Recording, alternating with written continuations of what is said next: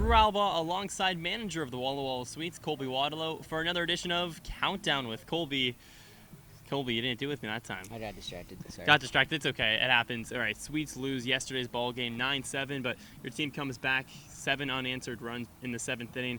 How much can you say to that, the fight that your team showed? Yeah, it was great to see our guys obviously not roll over. Down 9-0 is a huge hole to try to overcome and claw back from. And, we find a way to get the big inning, put ourselves right back in that ball game. And, we were trying to fight. In those situations, you want to fight back to get yourself to be one swing away. And numerous opportunities there where we were one swing away to try to, tie that game, take the lead in that game. And so couldn't have put ourselves in a better spot. We just couldn't quite complete the comeback. But, again, proud of the guys for fighting back, not just giving in, rolling it over to today's game, and I thought they did a great job.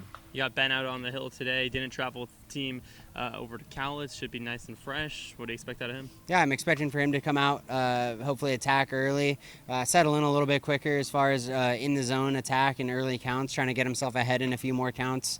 At the beginning of his outing, and he's got great stuff. He's an experienced guy for us, which is great to see a guy with a lot of experience, both in the pen and throwing for the Suites this summer so far, but then also at college too. So there's an experience factor that hopefully he can kind of give us a nice, consistent, competitive outing, kind of get the first half of the game started on the right foot, and then we can turn it over to the guys we have on the back end. Out in right field, Dom, second real time in the outfield, a couple line drives goes over his head. He had a conversation with him at all about those? Yeah, I mean, those are really tough plays for anybody, even a guy that plays the outfield all the time, right? The ball that's hit over 100 miles an hour right at you, and, especially with a little bit of topspin or the wind kind of knocking it down a little bit. And so that's a tough one to read. Is it right at you? Is it going to continue to hold its plane and carry over your head, or is it going to dive in front of you? And so, yeah, maybe he hasn't seen balls hit at him that hard, right, in a while out there in the outfield, but I think it's an adjustment, it's a learning experience, and that's why the guys are here, is to develop and try to get better and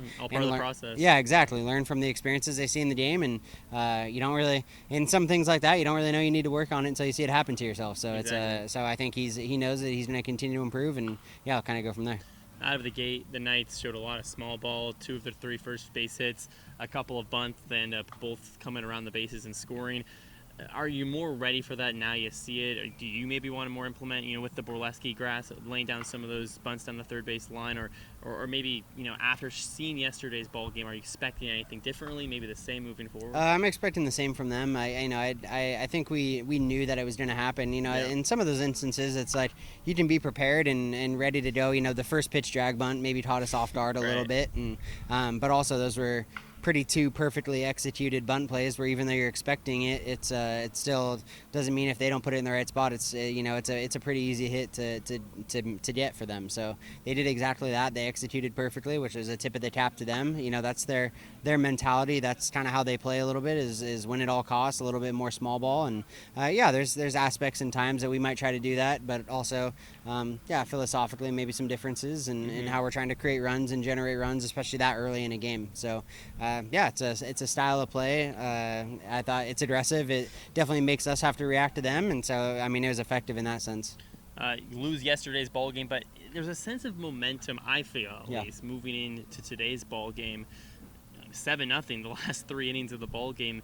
Do you feel some of that momentum carrying over today for the Swedes? Yeah, I think we talked about yesterday a little bit of proven to ourselves, hey, we can play with these guys, right? Yeah. Like, these guys are very much beatable. Like, we belong in the same conversation as them. And yeah, maybe right away it was a little we got out to a bit of a deficit, but I think we proved to ourselves that was exactly true. And so I think our hope of using game 1, although the result wasn't what we wanted, I think we proved to ourselves that, hey, we definitely can play with these guys. We can put up runs, we can put up zeros on the field. And so hopefully today we can get off to a little bit better start and kind of go from there. Is Trey feeling all right after yesterday? Very suddenly left the game. Nakoa did a great job in the long relief role. Yeah, Nakoa did a great job stepping in there. I'm not going to comment on Trey and kind of where he's at. He's here. He was one of the first guys to show up today back at the yard, ready to get after it. And so, so it's that's kind of the extent I'm going to give there. But Nakoa did a great job stabilizing the game in the middle innings, and it was really good to see from him. As a guy with starter experience, to be able to come out and obviously throw some extended innings out of the middle of the game. And that's huge for us, and that was kind of why he was the guy in that moment to take the ball and go. Is hey, that's a guy with a competitive mindset, judo guy that's ready to take the ball whenever he gets called upon, and he stabilized the game and got us to the back half of that game just how we needed him to. So couldn't be more proud, couldn't be more happy with the effort that he put in yesterday in his outing. Talbot yesterday came into pitch. Now he's out in the lineup today. Can kind of do it all. He's been huge. I guess the diversity that he brings to the lineup. Yeah. How much can you say about him? A guy, a D2 school, Biola, playing against in the West Coast League, and he's hitting close to 300 on the year. Yeah, he's done a great job. I mean, we're asking a lot of him, and we're asking him to do a lot of different things, right? A lot of versatility with obviously being on the mound one night, and then he's starting in the infield, and he's playing second, and he's playing third, and he loves it. Yeah, he told me. Yeah, I think he's a guy that just embraces the opportunity to be on the field in the lineup. Like, he's not gonna be one to nitpick. Hey, I only have X amount of innings here. I only have X amount of appearances here. It's, hey, how can I help the team? Where can I make an impact? Where can I get my opportunity? And then he goes and makes the most of the opportunity that he has. So, great to see him out there. He's doing a great job having competitive at-bats for us. Playing great defense. He's looking better and better and better. He's a prime example of even a guy where at the beginning of the year you talked about a guy who's developed and come a long ways just in the way he looks out there on the field, especially in the infield. And so I know our coaching staff is really proud of him in that. We're really impressed with what he's done there. So it'll be great to see him back out on the field. I was talking to Andrew Deminu yesterday. Comes from Lynn Benton College. Now obviously against an Oregon State guy, for example, thrown yesterday. Incoming senior. This is a guy that the upper echelon of the sport. Andrew was telling me the difference is not super big between Lynn Benton and Oregon State, except for maybe the velocities a tick faster. And he said he's continuing to get better at those things, and he's glad he's figuring that out now in summer ball so he can bring that in to next season. Do you look at that as a development part of the game for guys like Andrew, maybe who's trying to upstart his career after a couple of years at a place like Lynn Benton to get this much of valuable experience against the Corvallis Knights, who by all accounts one of the best teams in the West Coast League? Yeah, no doubt. I mean, that's exactly why guys come to play in the West Coast League, right? It's you only get better, and you really only push your ceiling if you're able to compete against guys that are just as good, if not better than you are, right? And go and kind of see how you measure up to those guys. And so that's a prime example of a guy who's coming in. He's taking the opportunity, grabbing the bull by the horns. He's ready to make the most of the chances that he's getting, and he's doing just that. We're seeing his game continue to improve. He's the game that maybe felt a little bit maybe fast or maybe a little sped up at the start.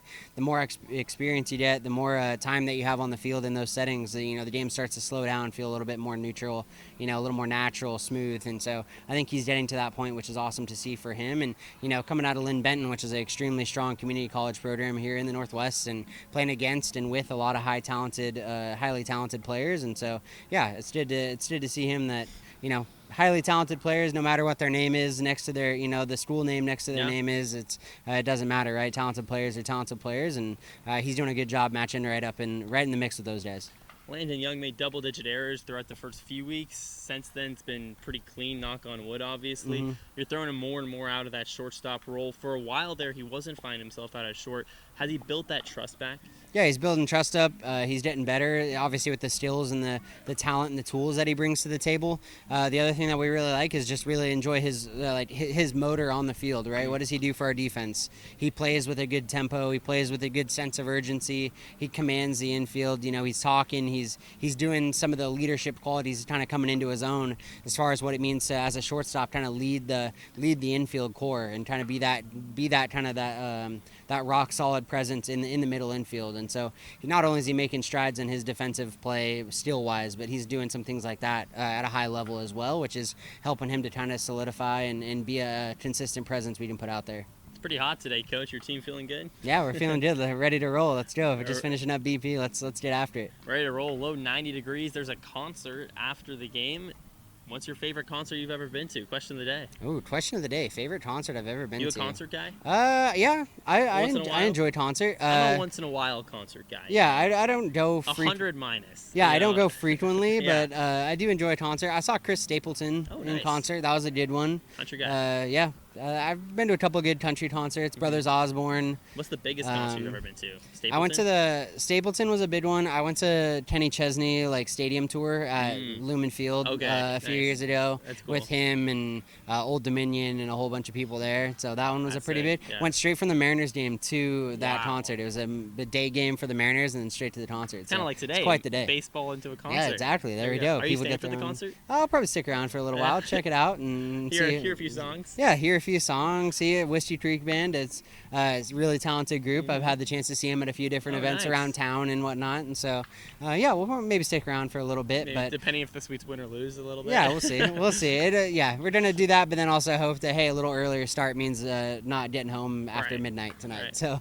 yeah, Sweets got 3-game set with the Knights. Down 1-0 need to win today to keep the series alive. 4:35 first pitch, a couple hours earlier, so turn your clock back. Then, like you mentioned, a concert after the game, so stick around if you're coming down to the ballpark. Once again, manager of the Walla Walla Sweets, Colby Waterlow, another edition of Countdown with Colby. Thanks so much. Yeah, thanks, Drew. Go Sweets.